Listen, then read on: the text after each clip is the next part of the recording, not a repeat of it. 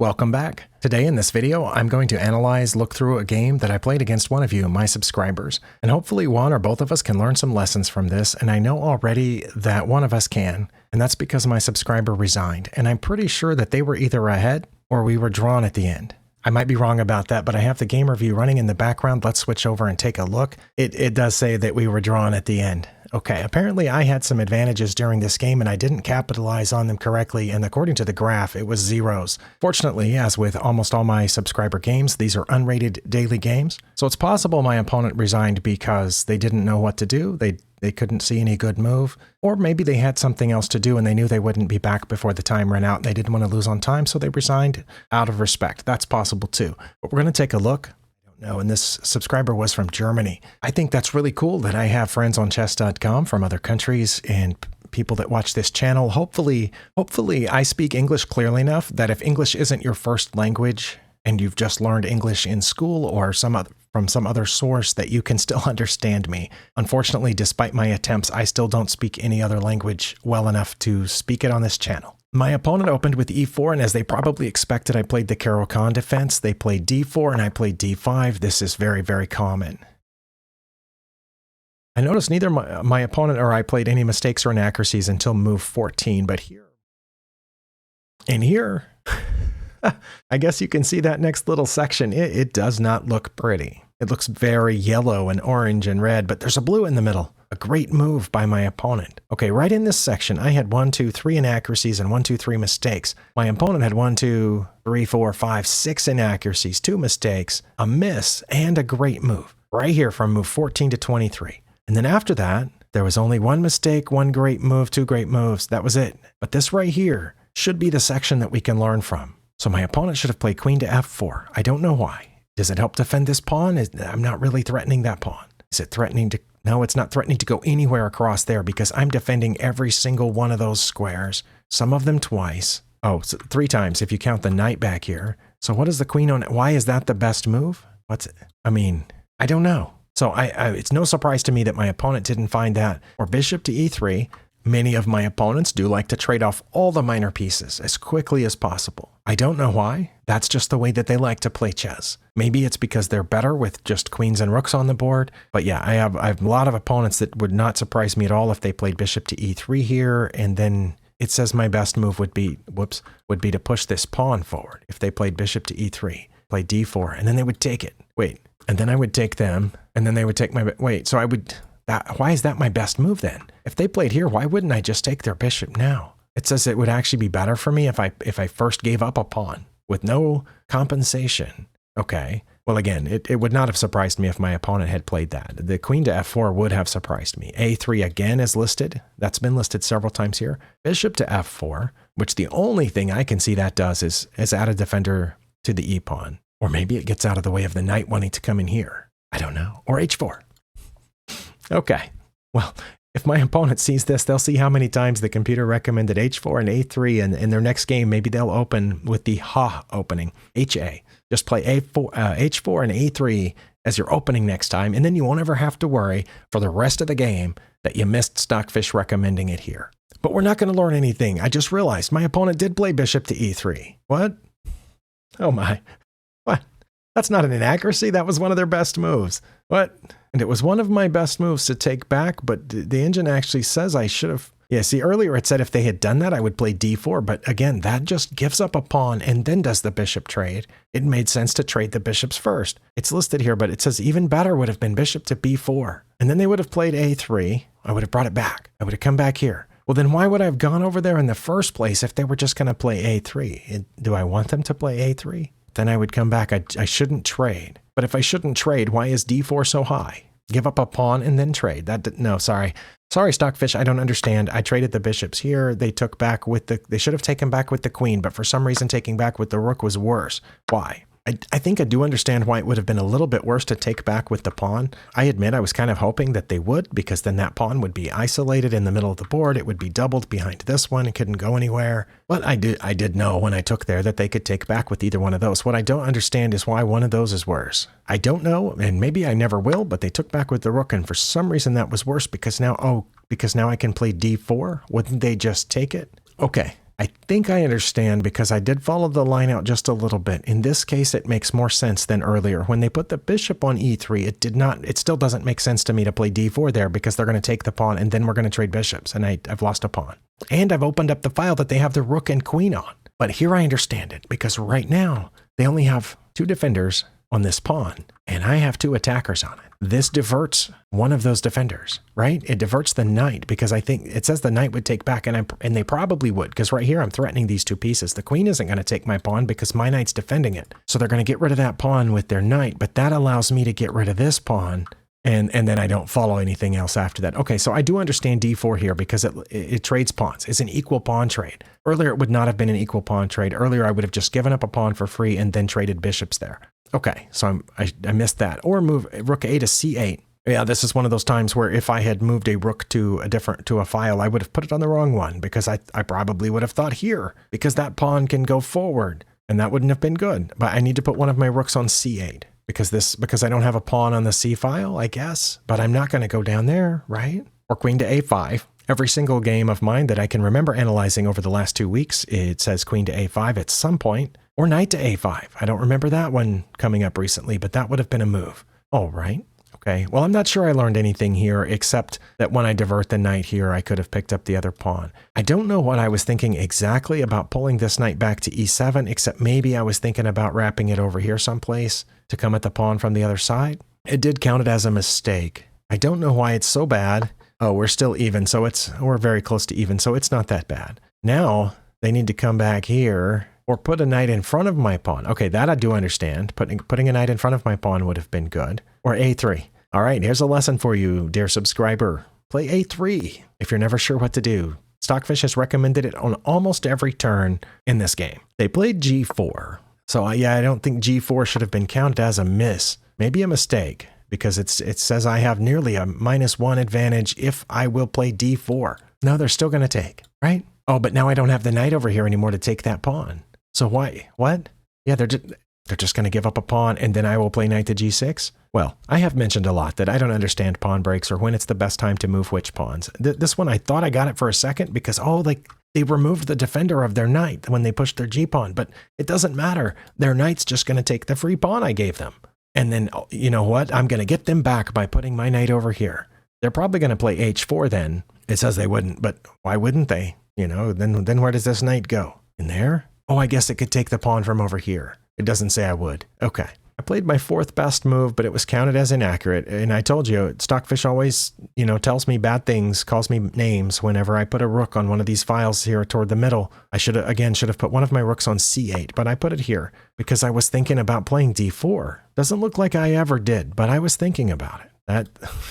All right, now their best move is to block the pawn's advance with knight to d4. They did block the pawn's advance, just not with the knight. They put their queen up there. Why is that a mistake? I don't know. Because I can put this knight back here and threaten it? That's what Stockfish says. Or I can move that rook back over to the file it should have gone on in the first place, but I had no idea that's where it should have gone. Or I can play h5 where they'll just take my pawn. They won't. Stockfish says they won't take my pawn. They'll play a5, which would have caught me off guard because I thought we were having a battle over here, and then they would have played a5, and then we're having a battle on this side. But I wouldn't have taken the a pawn. I would have taken their g pawn because it threatens their knight because they didn't put their knight over here. So why wouldn't they have taken it? So I couldn't threaten their knight. I don't know. h6 is almost as good as h5 because because of why? Why is h6 almost as good? Oh, it rose. It was in 4th place. Oh, it's back to 4th place. Oh, it's 5th place now. It's now no longer as close. h5 has risen. Okay. Why did I play h6? I have no idea. Maybe I didn't know what to do. Now they played h4. Oh, you know what? I'm not going to say they made a bad move here because Stockfish is always recommending a3 and h4, and it just didn't this time. They needed to play knight to e2, a4, put that rook back, h3, I suppose to defend the g-pawn, or b4. Those all would have been fine, but not h4. Oh, wow. Okay, well, we're more than halfway or about halfway through this section of mistakes and inaccuracies, and I thought this was going to be the section where I would learn a bunch of stuff, but I haven't yet, I don't think. I get that knight to c6 threatens the queen, and I know that the computer didn't want me to move the knight in the first place, so knight to c6 is where I should have kept it, but they're just going to move the queen. That's what it says. They would come in here, and then I would put the rook over there, but see, I wouldn't, probably. even if I saw this, because I do like chasing queens sometimes. It's fun, right? And if they came in here, I wouldn't have played this. Probably. But I did know that a lot of opponents don't like queen trades. So I decided to threaten their queen, threaten a queen trade. Because earlier when I didn't take with the pawn down here on that bishop versus knight exchange or trade, I realized if we traded queens here, I could get this pawn past the halfway point and connected to the other ones. I would have connect 4. And seeing nothing else, not sure what's going on here or how to stop that, I played queen to c4, but that's a mistake because they can do the move they should have done the last 2 or 3 turns. Or just move this rook over to have a long line of rooks and queens on the d file. Oh, then I probably should have put my rooks and queens over here and we could have had all the rooks and queens on the d file. Probably shouldn't have put one of them there. I was joking. But yeah, it says they can take advantage of this mistake by playing this move that they should have played a while back. Oh, and if they did that, they would stop defending this pawn and I would take it. That's what it says. And then they would play this rook over here trying to trap my queen, but I would just come back where I'm not trapped and I can get away really easily. Okay, Stockfish amuses me sometimes, so bear with me as I become amused by Stockfish. My opponent surprised me by taking my queen, and I surprised me by playing the best move here. My past self surprised my present self. My present self was expecting to take here. I thought that's why I did that, but I did not, and it would have been bad if I had. But it was better to take with this pawn. I don't understand that. Oh, I do understand that because it undefends the knight. I mean, you know what I'm saying? I'm taking the queen as part of this trade. Our rooks suddenly see each other and I'm hitting this knight. Okay, maybe that's why I decided to do it. Oh, and if they took my rook, I would have the open file. Okay, so I made the best move here even though I wasn't thinking that a few minutes ago when I was, talking here. It was a mistake for them or inaccurate for them to take my rook because that gives me the open file. I understood that part. I can't go down there yet, but this part makes sense to me. I do want the open file. They have a kind of a head start on me with this pawns here. If this rook ever has to go anywhere, I'm getting that knight. Also, if the knight ever moves, then my bishop's guarding squares around their king. Oh, but it says they should move it now. Oh, now they played a3. Good job. It's not listed here as one of your top moves, but it was listed so often that I didn't understand. I'm going to say good job for playing knight to a3. Pawn to a3. Oh, and I'm supposed to trade for the... Why am I supposed to trade for the knight now? I'm up -1, almost -2 if I'll just trade off for that knight. They'll definitely take with the rook, and then I'll move this rook up to d2. Is it legal to say r2, d2? Oh, that's not d2. Oh, wow. Okay, maybe Stockfish was right when it called me that name. d2 is down there, because the rook would be over here because it just took my bishop, and then and they can't move that pawn. It definitely, yeah, it says I would take it. Okay, I would go up a pawn, so that's why I'm up -2. I did not know that. I thought it would be good to threaten the rook first, or threaten a knight trade, right? And, all kind of ways to take that knight. That's what I did. That was a mistake. Takes us back to -0.5. They are supposed to take. That was the great move. I'm supposed to take back with the rook because my rook's on the open file. Okay, but I wanted to do this. Okay, let's move on. We're still around even. Apparently, 2 moves ago, I had almost a -2. If I had traded the bishop for the knight, because the rook would have had to take, then I could have put my rook on d2 and taken their c-pawn. But instead we're even now, because now I can't take their c-pawn. Why not? I don't know, because it looks like I can still trade for the knight and go down there and take their c-pawn. Oh, but they're supposed to play knight to d4 to keep me from doing that. They didn't. They played g5. Well, now I'm supposed to take the knight again, and I did. I took it. I don't know if I saw the thing that the computer said, but when they took back, did I go to... Oh, now it says to go to d4. Oh, wait a minute. Why doesn't it say to go to rook to d2 again? Okay, that's listed. All of those would have been good. Putting my rook anywhere on the d file or playing h5 would have been fine. I didn't know that. I took this pawn. I expected them to take back, but now, now they have this maybe. And now I should play rook to d2. I wasn't thinking about rook to d2 for some reason, or rook to d1 check. After they got out, then I would get behind that pawn. But then they would get in front of that pawn. Well, that would get really confusing. But I wanted to stop this pawn's advance, so I played g6. That's a mistake, and we're back to even. b3 is one of my opponent's best moves. They played it. I'm supposed to play rook to d2. Oh, I found it this time. Okay, it took me like 3 different turns, but I found it. So good for me. That is the one thing that I've learned from this game, is that I should have done that earlier, and that was the reason to trade off the bishop for the knight, was so my rook could get in there. I figured it out. Was my opponent able to protect it? They took that pawn instead, and I was supposed to take back. Okay, so now I can take this pawn and get in front of my own. Although rooks belong behind passed pawns, but I can't do anything about it because my opponent got between the passed pawns. Well, neither one of them's a passed pawn, but that's what they did. So I checked. I thought maybe I can get behind this pawn over here. They played a move, and I did get behind the pawn. That's my best move. Okay, so we're very close to drawn now. My opponent made their best move. I made my best move. We're bringing the kings.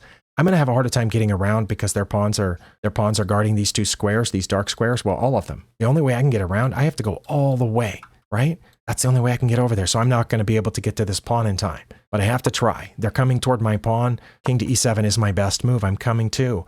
King to d4 is one of their best moves. That they're going to get this pawn. I think the reason they have to come with their king is because if they take with their rook, then I'm going to get this pawn. So that's why they came with their king. Now I'm supposed to play rook to g1. That's over here. Oh, to get this pawn. I didn't think about that. I played the second best move because this one over here was available, so I went there. f3 is their best move, so now I can't take that pawn because their rook is guarding both the a and the f pawns. Rook to g1 is my best move. I played that. All right. So we're doing really well here. f4 was one of their better moves. Now I can't take any of those pawns except the rear one. And rook to f1 is my best move because it threatens that pawn. What are they supposed to do about it? They're supposed to protect it with their king. They did. So I can check on e1, or I can come over here. So that's what I did. I went over there. We're still very close to even.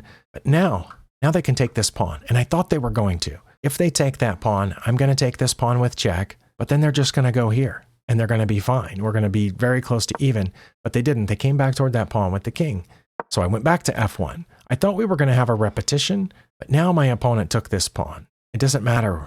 Whichever one they did would have been fine. They took it. But now I can take on f4. And I did. They moved. It says I can play rook to f5, which is to get in between the pawns, which is what I did. And my opponent resigned. But we're drawn.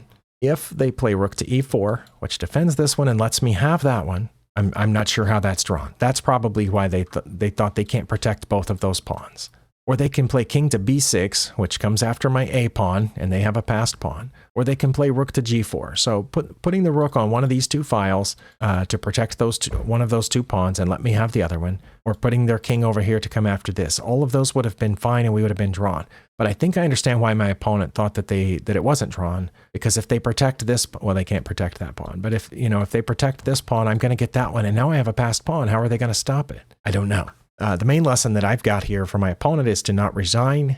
Like I said, unless they had a reason they weren't going to be able to get back to the site for a few days and they didn't want to just time out. But the engine says to play on. Protect one of those pawns or go after my vulnerable one on the A file. I can't do anything about it. I'm not sure. I thought I was doing okay here. I know they have a passed pawn already. And like I said, they could create two passed pawns over there. I don't know if I could stop both of them. But if they went for my A pawn, I could definitely get one of these. And then if they took my A pawn, I would get the other one. But I was willing to play it out. I think Stockfish would have to prove to me that this would be a draw, because let's say if they played, this was the end, this is where my opponent resigned, but if they played king to b6, wouldn't I take one of these pawns? It says I would take that one, and then they would play rook to c7 check. Oh, they can throw in an in-between move. There was an error classifying the move. Okay, who cares about classifying it?